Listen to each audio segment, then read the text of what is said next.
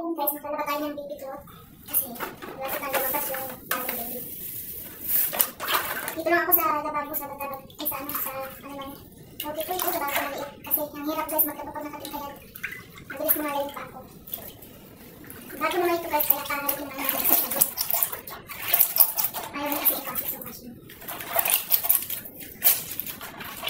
Madami-dami ito guys. Kapag natatalo, maglalagay lang ng baby. Kasi mas maglalabas na yun. Bago na pinalalabas.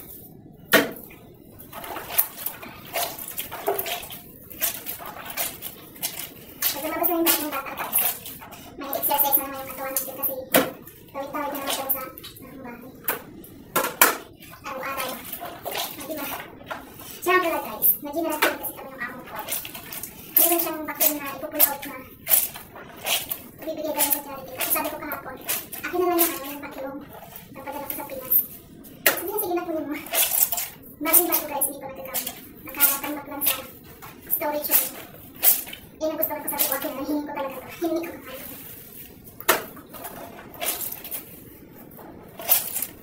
Ang ganda kasi guys, ang vacuum mamahali na lang ito. Gusto ba bibili namin sa Pilipinas yung liquid? Diba? Akin na lang. May linis kami. Hindi naman ito kailangan laban-laban kasi bago ito kailangan naman tanggalin mo muna. Kailangan siya makakat ng baby. Hindi kaya mag-produce. Baby clothes.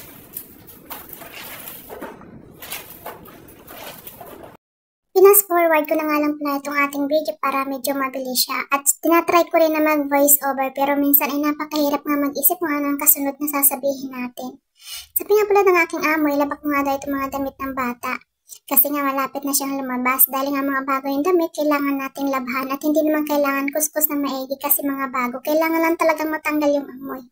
Mga 3 buwan nga pala mababakanti ang aking amo sa kanyang trabaho kasi kailangan niya magpalakas. At kapag okay na siya, babalik na siya sa trabaho.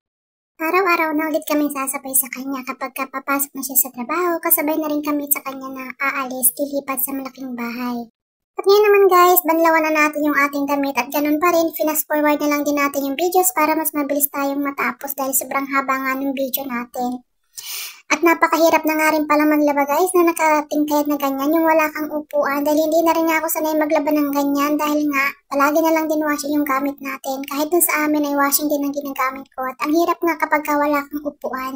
So ayun, naghanap na lang ako ng mga upuan. Yung nga palang basurahan ko dyan sa CR, yun na lang ang ginamit kong upuan. Kasi guys, sobrang sakit talaga sa likod at sa balakang. So hindi talaga ako tatagalan ng katingkayad na ganyan habang naglalaba. Dahil tapos na tayo sa pangalawang banlaw, sa pangatlong banlaw na tayo, gagamit naman tayo ng downy. At yan na yung last guys na pagbabanlaw natin, yung lalagyan natin ng downy, yung damit ng ating alaga para naman hindi siya amoy kulob. O diba, ang hirap talaga mag-isip kung ano yung sunod na sasabihin natin kapag nagbo-voice over. Ang hirap pala talaga guys mag-voice over, lalo na kapag hindi ka sanay, masanay ka talaga yung naka-video ka habang nagsasalita. Pero yung ganito na i-voice over mo, ay napakahirap pala talaga. Tapos na nga tayo magbanlaw sa downy at ngayon naman ay ang pagsasampay ng damit dito sa storage room dahil nga hindi tayo gumamit ng washing kaya hindi pigang-piga yung damit ng baby. So ngayon hihintayin na lang natin kung ilang araw yan dyan matutuyo at siguradong basang-basa na naman yung simento dyan at kailangan nga natin yung punasan dyan. Dahil nga hindi pinawashing yung damit ng baby kaya hindi siya na-dryer, hindi siya agad matutuyo. Dahil kung gumamit tayo ng washing, mabilis lang siyang matuyo. Dahil nga damit ng baby, sabi ng aking amo ay wag ko daw i-washing. Supposed to be pwede naman talaga siyang i-washing kasi meron naman siyang pang baby, diba? Hindi ko nga lang talaga maintindihan kung bakit ayaw niya ipa-washing ang damit ng baby. Hindi naman niya masisira. Sa mga previous amo ko nga pala, hindi talaga ako nagkukusot ng damit ng baby. Lahat yan sa washing ko ipinapasok. Dahil hindi naman din sinasabi ng aking amo na hindi siya pwedeng i-washing. So yun lang guys, have a nice day.